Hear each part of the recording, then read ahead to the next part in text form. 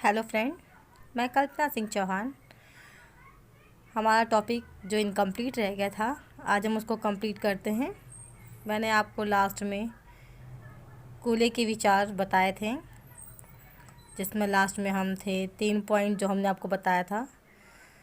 पहला पॉइंट, दूसरों के बारे में क्या सोचते हैं। मतलब हम जो अपनी अंतर्क्रिया करते हैं और जो दूसरा व्यक्ति हमारे प्रति अंतर्क्रिया क्या करता है, वो हमारे बारे में क्या थिंकिंग लाता है, इसके बारे में बताया गया है। और दूसरा पॉइंट है हमारा, दूसरों की राय के संदर्भ में अपने बारे में क्या सोचता हूँ। जैसे कि हम लोग किसी न किसी प्रकार के एक दूसरे के संबंध में जुड़े होते हैं, उसी प्रकार से हम लोग दूसरे की राय जानने के लिए, मतलब दूसरा कैसा बिहेव कर रहा है या क्या कर रहा है, उसको समझने के लिए बहुत हम लोग ने उत्सुकता होती है कि हम कैसे हैं, हमारा बिहेवियर कैसा है, हम लोगों के प्रति क्या चाहते हैं, क्या करना चाहते हैं। इसको जानने के लिए बहुत उत्सुकता होती है कि दूसरों की राय जानने में। थर्ड पॉइंट है, मैं अपने बारे में सोचकर दूसरों को कैसा मानता हूँ। अब अपने बारे में हमने थिंकिंग किया, फिर अपने ही बारे में हम दूसरे के लिए क्या सोचते हैं कि हम कैसे हैं। चलो ठीक है, हम जिससे हम बात कर रहे हैं या वो दूसरा सेकंड पर्सन जिससे हम अंतर्क्रिया कर रहे हैं, वो कैसा है, या उसके बारे में हम लोग सोचते हैं। फिर हम उसी को एक्सप्लेन करते हैं। जैसे कूले ने बताया है, व्यक्ति समाज रूपी दर्पण में अपना प्रतिबिंब देखता है। इससे वह जानने का प्रयास करता है कि इसके बारे में क्या सोचते हैं, उसके बारे में क्या सोचते हैं।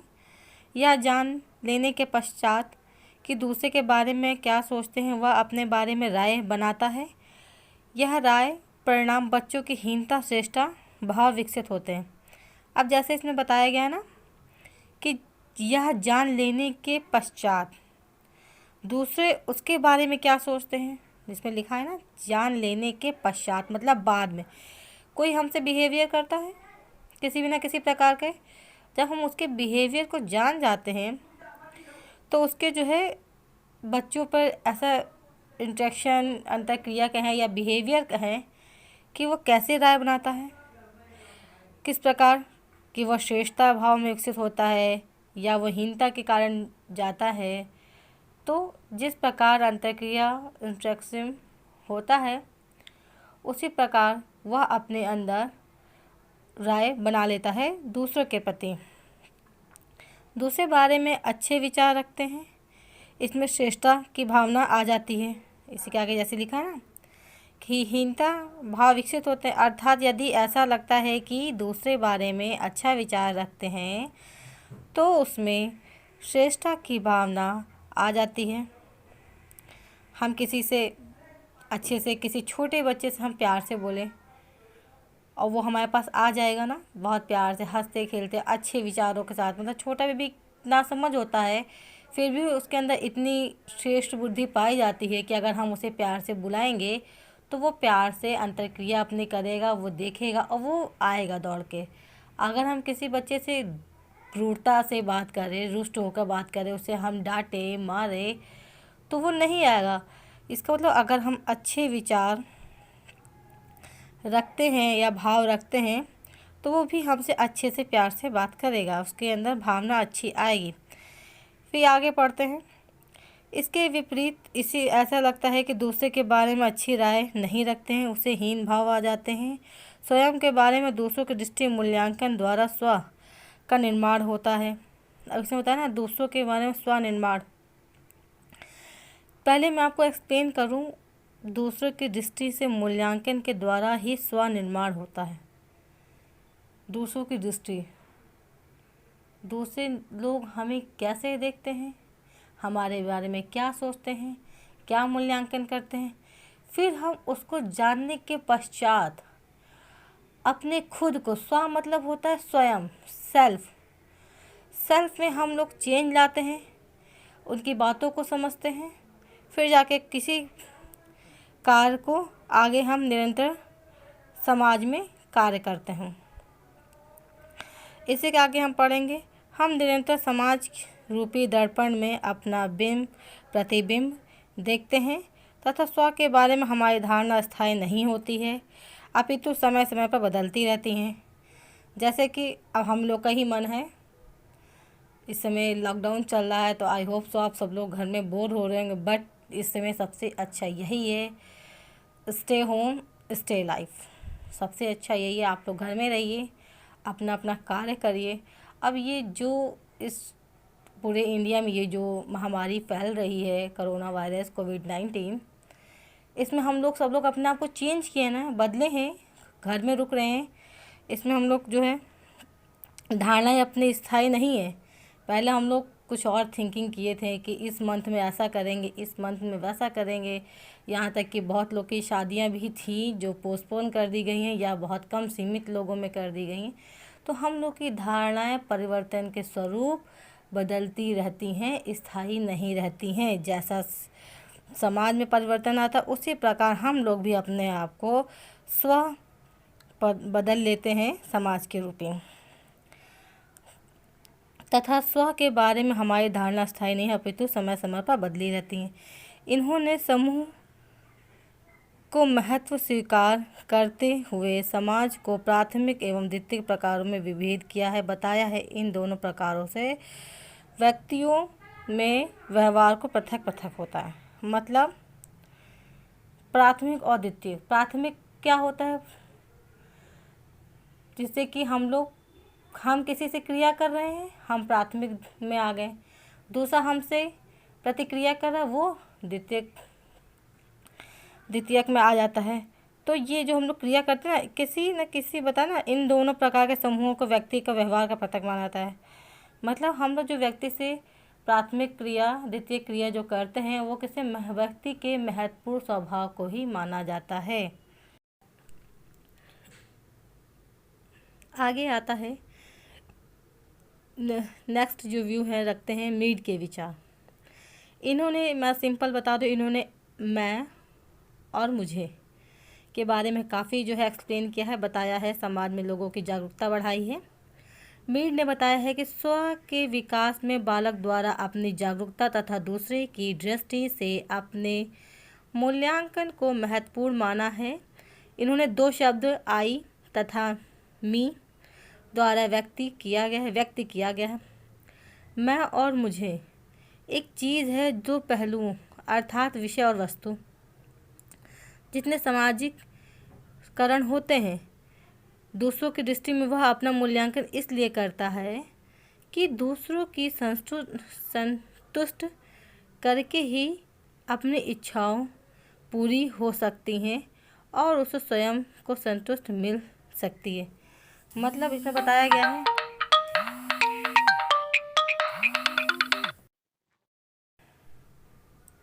आगे पढ़ेंगे व्यू के विचार। इन्होंने सिर्फ दो चीज़ों को काफ़ी महत्वपूर्ण दिया है, आई और मी। ये बताते हैं मीड ने स्वयं विकास में बालक द्वारा अपने प्रति जागरूकता तथा दूसरे की दृष्टि को अपने मूल्यांकन को महत्वपूर्ण माना है।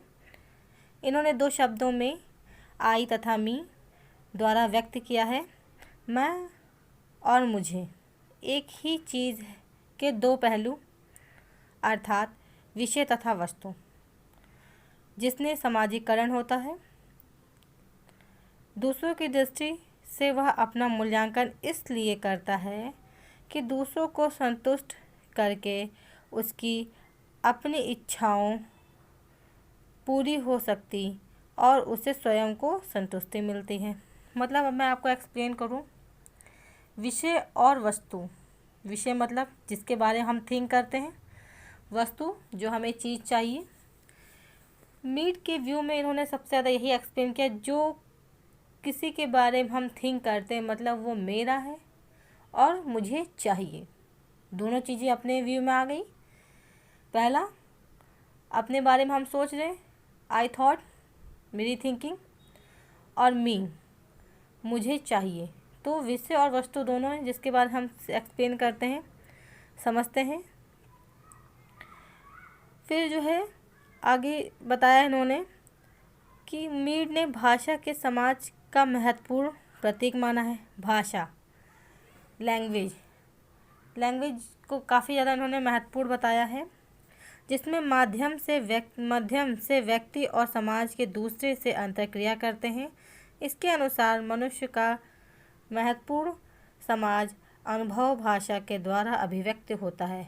मतलब इन्होंने मेन चीज़ लैंग्वेज को इम्पोर्टेंट दिया है, मतलब जिसके द्वारा हम एक दूसरे से अंतर्क्रिया कर सकते हैं।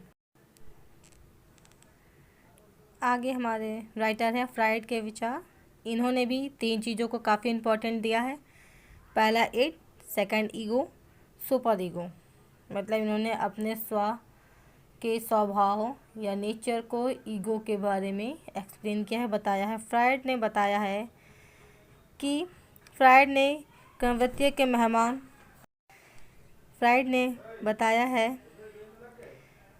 कामवृत्तियों को मानव व्यवहार में संचालन में प्रमुख स्थान दिया है तथा यौन भेद के समाजीकरण और ऑपिडिस कॉम्प्लेक्स तथा इलेक्ट्रा कॉम्प्लेक्स के रूप में समझाने का प्रयास किया है।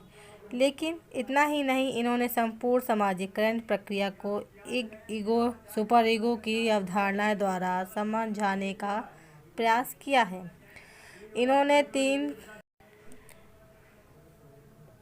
इन्होंने संपूर्ण सामाजिक प्रक्रिया को इड ईगो सुपर ईगो की अवधारणाएं द्वारा समझाने का प्रयास किया है। इन 3 का व्यक्तियों का स्व-विकास महत्वपूर्ण स्थान है। इन हमारी मूल प्रेरणाओं, इच्छाओं एवं स्वार्थ में संबंधित हैं। यह हमारी इच्छाओं इड द्वारा प्रेरित करती हैं, ईगो द्वारा स्व को चेतना में तार्किक रूप में के कारण वास्तविकता में निश्चित है। अब इन्होंने बताया है, आपको मैं मेन पॉइंट से समझा दूँ, एक्सप्लेन कर दूँ, तो ये वीडियो वाकई बहुत लॉन्ग होता जा रहा है। बताया इन्होंने हमारी इच्छाएं, जो हम लोग इच्छाएं करते हैं वो किसके द्वारा, इड के द्वारा, और इड के द्वारा हम लोग इच्छाएं अपनी रखते हैं। दूसरा पॉइंट है ईगो। ईगो मतलब स्व के अंदर, जो स्वयं के अंदर जो ईगो आता है, हम जैसे ना किसी को हम एक्सप्लेन किया मैंने, जैसे किसी ने मुझे टोन मारा, तुम ऐसी नहीं हो, तुम पढ़ने में वैसी हो। तो जब हम लोग कहते हैं ना किसी को ईगो को जो लोग हर्ट कर देते हैं, आजकल लोगों के अंदर ईगो बहुत आ गया है। किसी जब कोई ईगो हर्ट कर देते हैं ना, तो वो कहते हैं नहीं तुमने ऐसा नहीं ऐसे किया, तो उसके मन में वो बात लग जाती है। तो वो ईगो के द्वारा, स्वयं के द्वारा अपनी इच्छाओं को पूरी करता है ईगो के द्वारा, और सुपर ईगो उसे कंप्लीट करके ही माना जाता है। इसी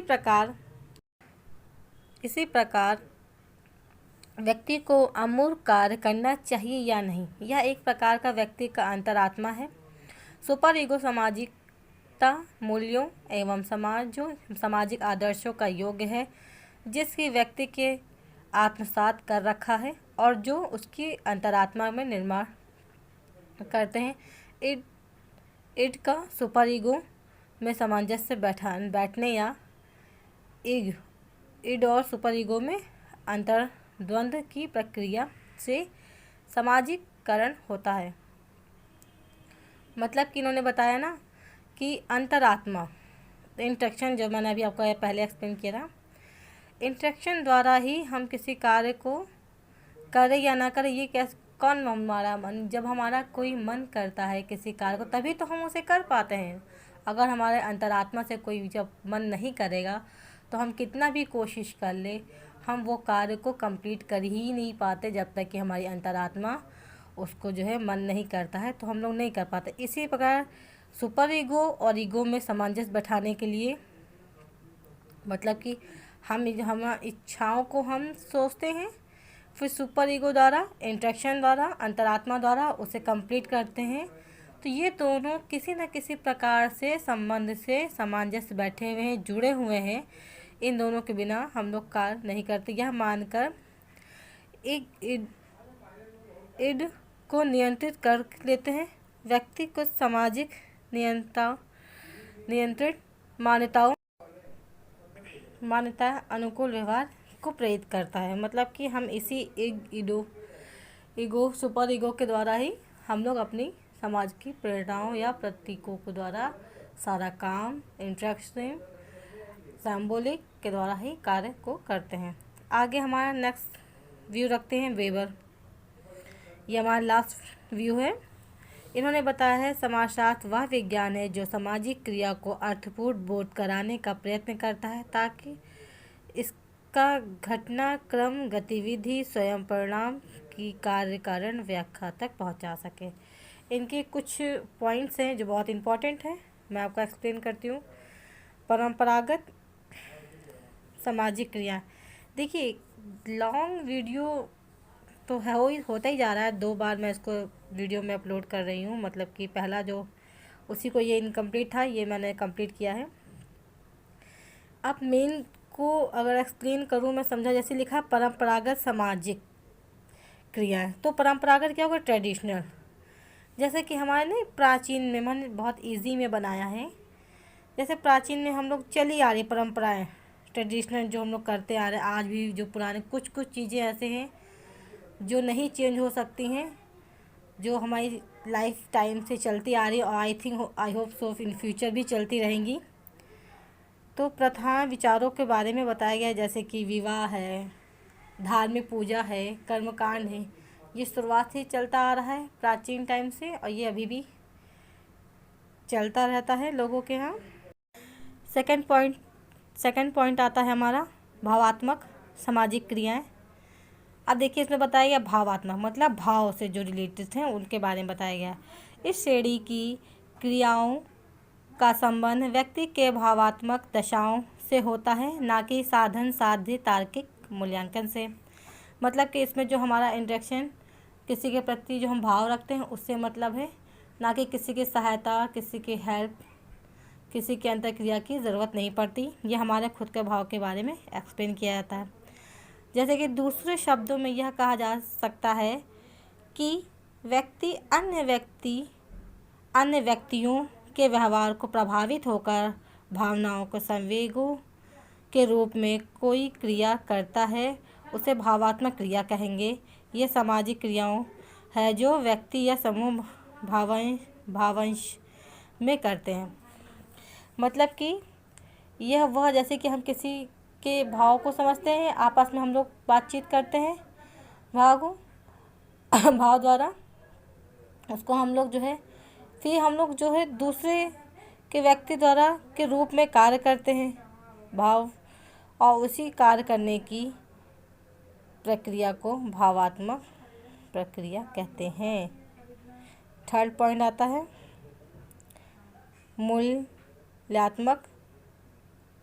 मूल्यात्मक सामाजिक क्रिया।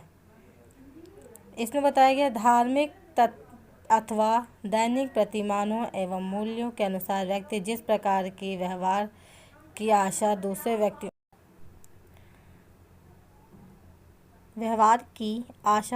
व्यक्तियों द्वारा की जाती है, इस प्रकार व्यवहार का मूल्यांकन व्यवहार कहलाता है। जैसे कि हम लोग आपस में जो दूसरे के प्रति हम लोग इंटरेक्शन अंतर्क्रिया जो करते हैं, व्यवहार किसी न किसी प्रकार से व्यवहार जो किया जाता है वो किसके द्वारा, मूल्यात्मक सामाजिक क्रिया के द्वारा किया जाता है। फोर्थ पॉइंट आता है बौद्धिक सामाजिक क्रिया, रिलेशन सोशल एक्शन। अब आप इसको मैं एक्सप्लेन करूँ, इसमें दिखा ना सोशल एक्शन मतलब कि क्रिया जो हम लोग समाज में क्रिया करते हैं उसी प्रकार को बताया गया है। साध्य एवं संबंधों के दृष्टिगत रखते हुए व्यक्ति द्वारा निश्चित योजनाओं के अनुसार की जाने वाली क्रियाओं बौद्धिक सामाजिक क्रिया है। मतलब जो समाज में साध्य एवं साधनों द्वारा जो हम लोग व्यक्ति के निश्चित रूप योजना के अनुसार करते हैं, मतलब हम लोग किसी के द्वारा हम लोग किसी से मिलते हैं, किसी के साधन के द्वारा, किसी के बताए हुए तरीक़ों के द्वारा जब मिलते हैं, वो निश्चित योजना एक तैयार करके हम लोग जैसे कि कहीं जाते हैं, किसी पार्टी में हम लोग जाते हैं तो हम लोग उसकी पहले से योजना बना लेते हैं ना कि हमें ये ड्रेस इस पार्टी में पहनना है, ये ड्रेस हमें उस पार्टी में पहनना है। तो क्या करते हैं, हम उस जगह जाने से पहले हम अपने अंदर एक योजना बना लेते हैं किस प्रकार हमें क्या कार्य करना है तथा किस फंक्शन में कैसे कार्य करना है। ये क्या बौद्धिक मतलब बुद्धिमत्ता से जो हम लोग कार्य करते हैं उसे बौद्धिक सामाजिक क्रिया कहते हैं। Thank you. I hope so आप लोग को ये वीडियो समझ में आया हो, और thank you for this my channel subscribe करने के लिए। Thank you so much.